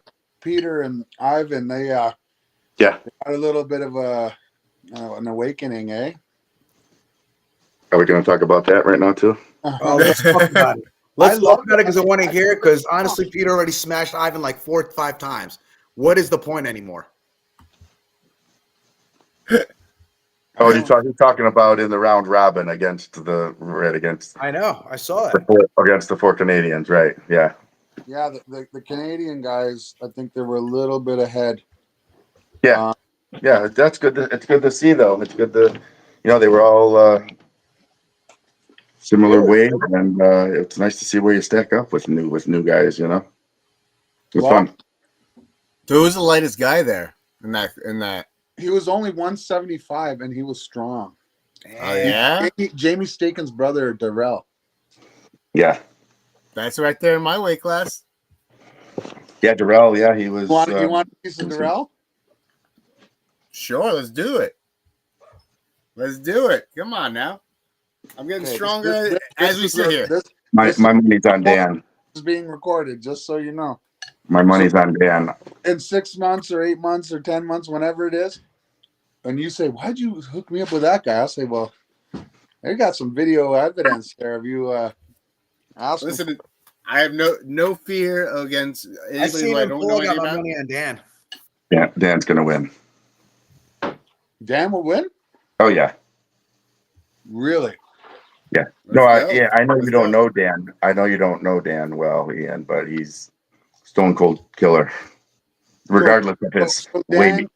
Yeah. So Dan is underestimated. Dan has a small hand. That's the biggest problem that everyone has is his hand. It's absolutely ridiculous. He can't throw the thumb? The pinky. He holds you out with his pinky, his last 2 or 3 fingers. You can't get him out of his hand. That's this problem. So how would Dan and Matt Oliver go? Dan wins. Dan beats Matt Oliver? Yeah. Okay. I don't know who that is. Matt Oliver is the guy that got second in the 6-man round robin, and then I think Dan beats Blake Bullion too. Who's Danimal? You know who Danimal is out of Ottawa High Hookers? Yeah. So I'd be willing to put money on that one. All right. Which Me too. Me too. Who? I love this. Who? Blake Bullion. He won the round robin undefeated. He's like a Canadian. Oh, I know exactly. He won the Ottawa Open. He's a badass. Yeah, he's a badass. What weight class is he at? But I've pulled these guys and after pulls, including Dan, and so I'm just going by what I've felt and what I've seen the other matches. I mean, I could be wrong. I'm not an expert. I don't think you were ready going. I don't think you were doing ready goes with Blake, were you? Oh yeah, with Blake. Ian, show me some respect, my brother. Yeah, he got Blake. Blake could be watching this. I love you, Blake. Blake was doing his hit. He was doing his press. He was ready going. He doesn't. Dude, I'm 100 pounds more than that kid. Okay. But no, it was. I'm mostly joking. But I know Dan. I know Dan well, and I've pulled with Dan, and I just think he's tough at that weight. How does he do against someone like Dan Labrie, Danimal? Do you know who that is? The Danimal from Ottawa? Yeah. Yeah, I know exactly who he is. He's the guy that hosts the actual high hooker practices. Yeah. I played around. He and I had a pretty much a hook war after polling from when I went to Ottawa Open, and we were talking about an idea of a matchup, because that would have been fun. He's a little bit lighter than me, but he's strong. His experience, his strength is insane. I can't speak on it because I don't actually know, but I'll tell you tomorrow if I have any kind of time, I'm going to find out. I'm going to find out how Blake does against Danimal, and I'm going to ask people, and but maybe Danimal, if Danimal is you think that's a close match, maybe that just makes more sense. Well, I'll tell you this much. Oh, I don't know. Do you know what's his name? Miguel. I forgot his last name. We'll have to do it up here though, for different reasons. No, I know. With Danimal, yeah, absolutely. Yeah. But do you know Miguel? He just beat that guy. So I beat him handedly at the Ottawa Open. Really? Yeah. And that was not this last one, but the one previous. I caught his hit and then I peeled him right back to my side fairly easily. Okay, that's a big time win. That's legit. I think that kid's won WAF Worlds too. I think. Yeah. I think he got third place WAF Worlds. Okay. May have. I know him very well, and so that's a pretty good resume you got there. Yeah. So I would love to do whoever you throw in front of me. You better believe I'll do my homework on them. You better believe I'm going to come in as strong as I can be. But I love the idea of super matches because that's where if it's a super match, I have the time and planning that I can make that my primary focus.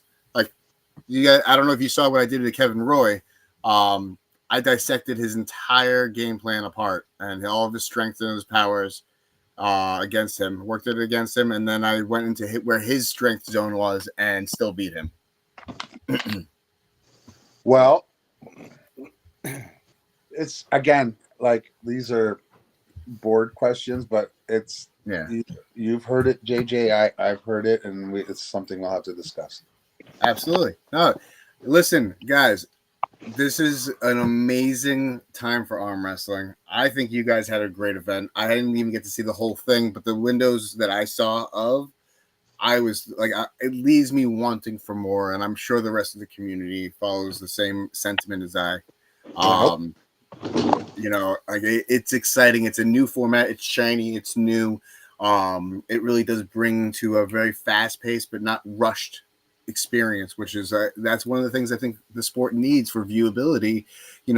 For our friends that aren't arm wrestlers can sit there and actually enjoy the show instead of sitting there watching a 5-minute setup that leads to a foul that leads to another 5-minute setup that you only see about 5 seconds of arm wrestling for a 20-minute sit down time type of deal. That's not appealing, or as exciting as it could be. And I think that's someone online did the math and said it averaged out to around 11 per match. Now that is start to finish. That is intro. So being introduced, lights, camera, action, smoke, and sparkles, and interview.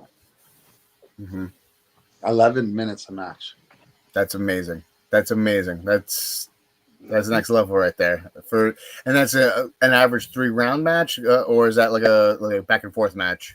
No, it's just he took the time collectively the overall average of that. Okay, gotcha. That's some more, some less, incredible. depending if they were longer. Yeah, it's still incredible. Wow. I'd like to know. We had a big pause in the middle of the program. I'd like to know if he did that and included that dead time. Do you get what I mean? Like, I wonder if he was able to separate that and just. Yeah, I think it was from the time the pay-per-view started without the dead time, and then he took the pauses out. But that's I think it was the run time, Okay. So I'm not mad at 11. I mean, in comparison. Oh my gosh, are you kidding? That's amazing. From 25. That's a feat right there. That's a feat. That is a feat. That is something to be the puffy chest out would be proud of, I think. It's a lot of Steve, what did you think about the speed? Is it concerning to you? Do you think we're going too fast, or what do you think? I thought everything was good. I just thought sometimes from what I saw a little bit on the ready goes with the ref, I think was a little bit too fast. Guys were already pulling before anything, and it was over before. So I agree. There was a couple of times where I felt like the guy didn't even have time to close his hand before they said go. Absolutely. And we will address that. And I think, in fairness to my referees or our referees, it's new for them as well. Yeah. Galen, the downside ref, first time he ever did a MAC event. So he's literally trying to rewire the brain. And you know what I mean? Yeah.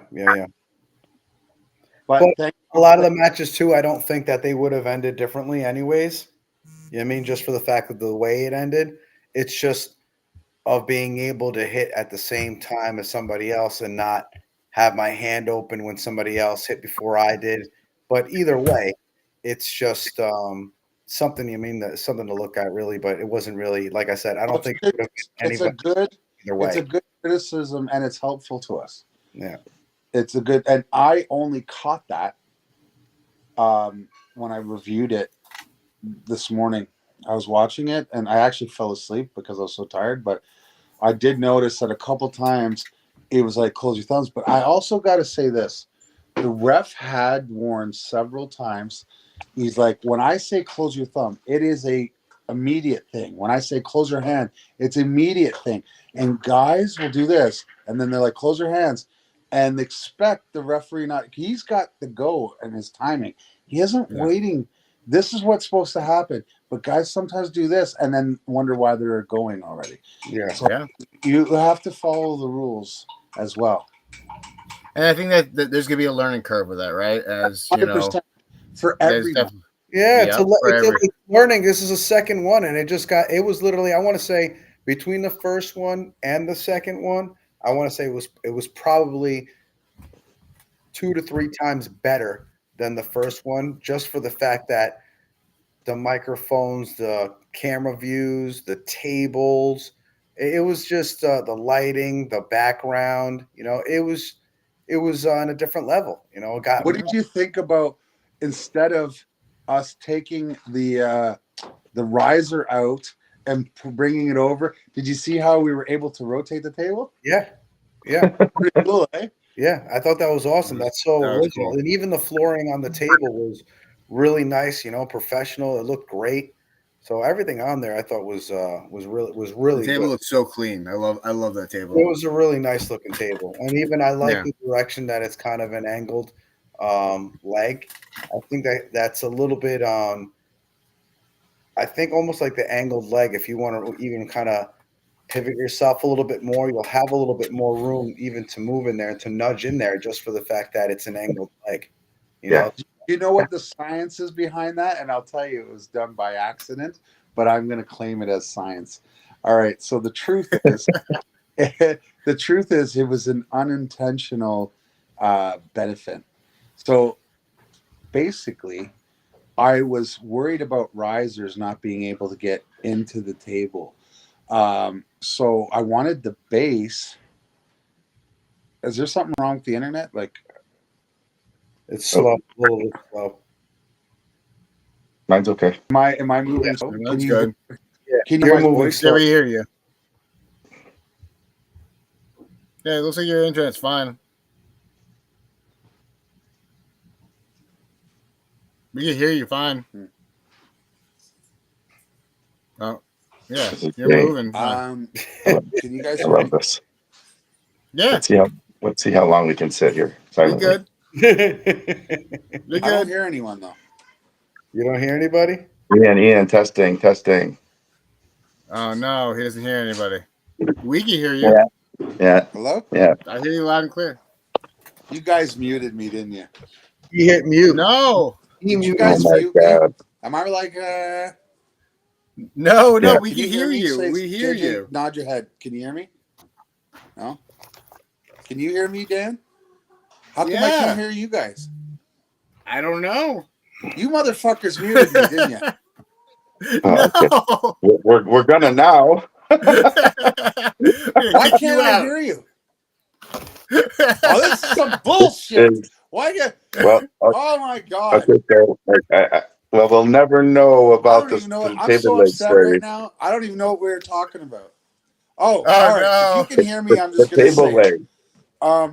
wanted Oh, the base of the table to be able to fit a riser in. Okay. And when you cut the corners off a table, the leg pegs, there's nowhere to stick it because the corner's gone. So you had to bring them in and keep that base the same, right? But the unintended benefit of it is it's a natural lie for when you want to hook your leg, because our legs aren't vertical like this. Now we lost him. I didn't kick him out. I promise.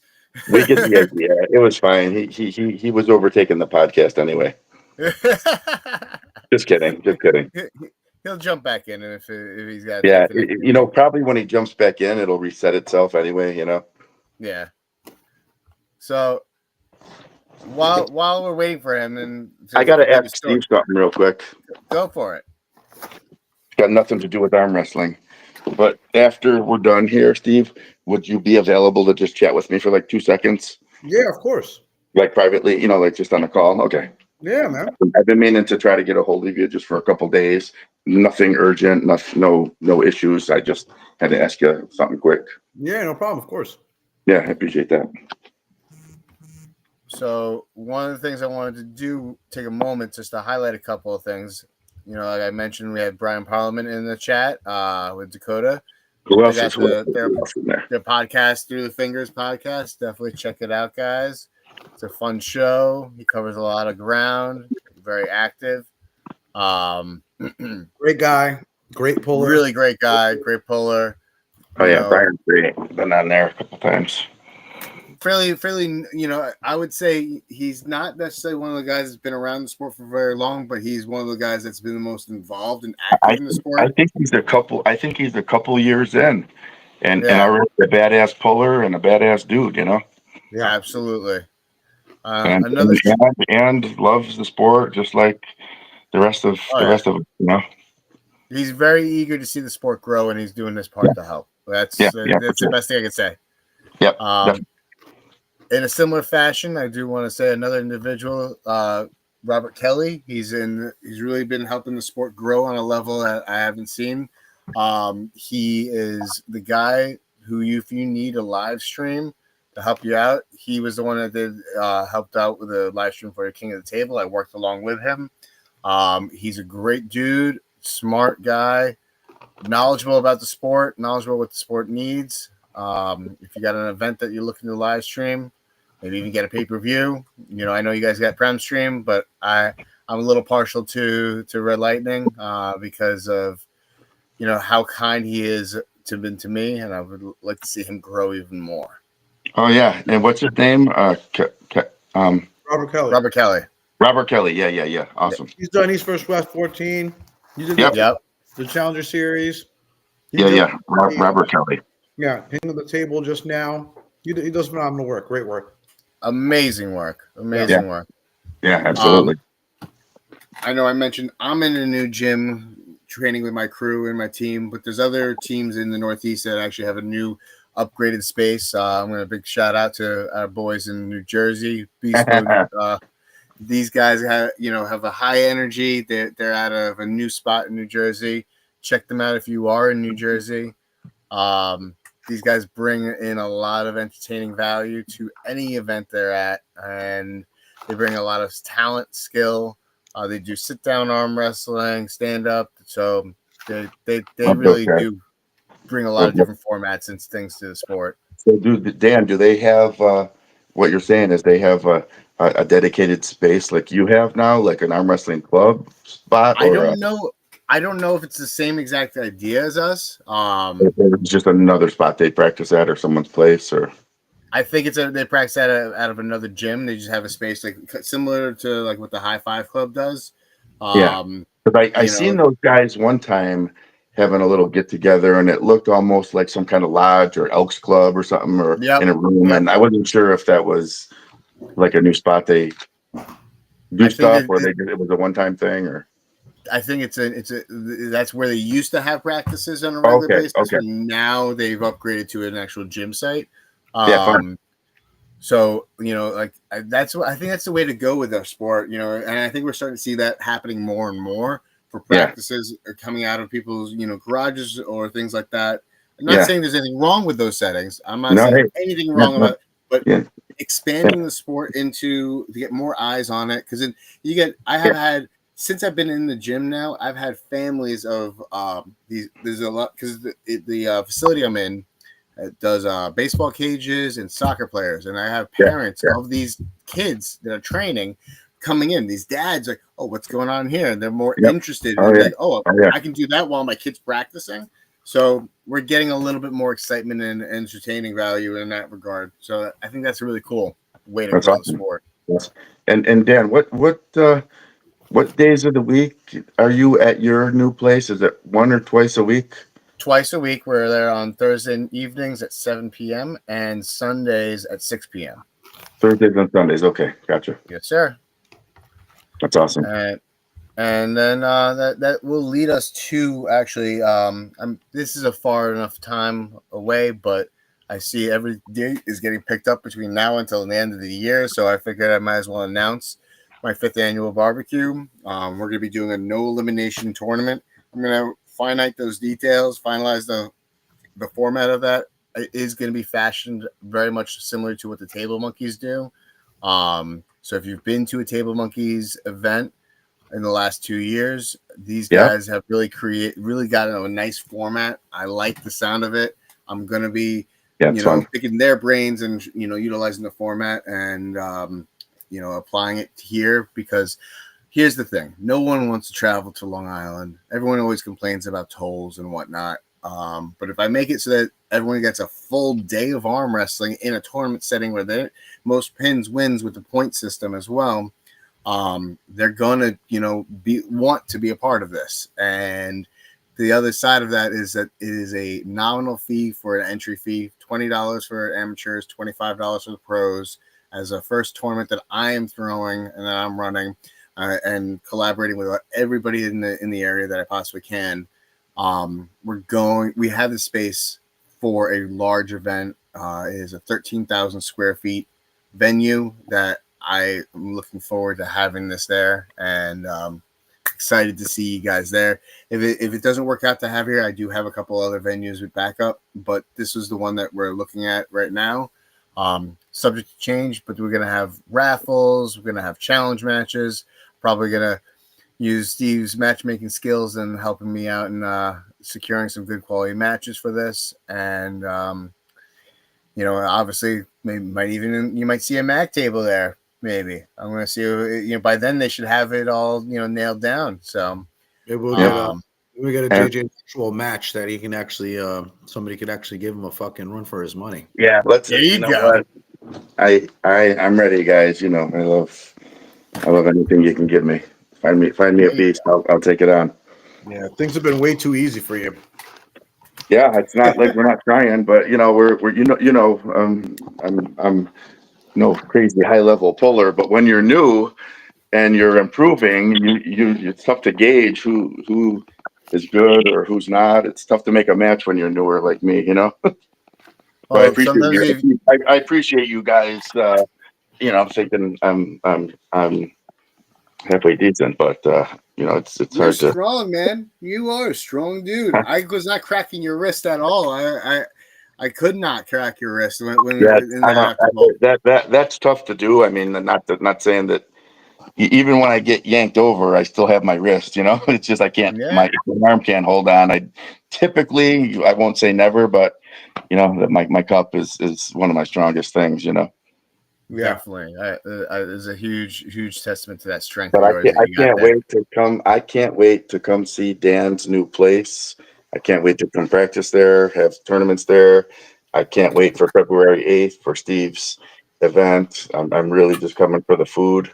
But hey, whatever gets you there. Most of us are. Does it matter why I'm coming? No, as long as you're there, as long as I see you, that's all that matters. I'm only teasing. I love you guys and your events, and they're always fun. And just it's always any excuse to get together and any event you guys put on. I'll be there if there's any way I possibly can. You guys know that already. Absolutely. And the Mac table that we used at the event, that's my table, so I have that. So that is my personal tables to bring around or use. And if I do come out to your place, Dan, I'll bring it just to have what's nice about this one. So all the other Mac tables, the other 4 or 5 or 6 that are in existence, they are fully solid welded together. There's no taking them apart, and they're great tables, but it's not the most convenient to carry around. And actually right now, James Reed and Michelle Dugan have one of my tables that is from the club that I let them borrow so Michelle could, practice on it and use it. And so they have one of them. And, unless you got a big trunk to put it in or a hatchback or some kind of truck, they're not the easiest to transport. But the new one, the legs come out, the base comes apart, and it's very portable and easy to bring around. So, people like to, some people are like, hey, we'd like to see the Mac table. They've never seen one. They want to try one. And so I like to be able to have one to bring around, February 8th, please bring it. Please bring it on February 8th. You could set it up as you get absolutely. there. I definitely will. Well, that'll be a fun time to pull on that. Absolutely. Yeah, no, I appreciate like we said, we appreciate your guys' support, and we're all just trying to help each other in any way we can. And with Mac, we're not trying to reinvent the wheel or change the sport. We're just trying to make it a little bit more fan and athlete friendly. And so get a cup, Steve. Get a cup, you savage. This is my orange juice. She doesn't drink this. You're the only one two in the house. You know what I mean? It's the best. It's like I go into Jimmy's room and he's got the gallon milk jug on his dresser, like, you know. But just have some milk, Straight son. savages, You know what? I told civilized. him, He's civilized. you know, ever since he broke his elbow, and I'm like, drink lots of milk so that you get your bones grow back, you know, and you Take it heal up. literal. Stronger, And faster. so it's drinking a Good. gallon at a time is good, I guess. Good. Well, guys, I think Yeah, we can go ahead.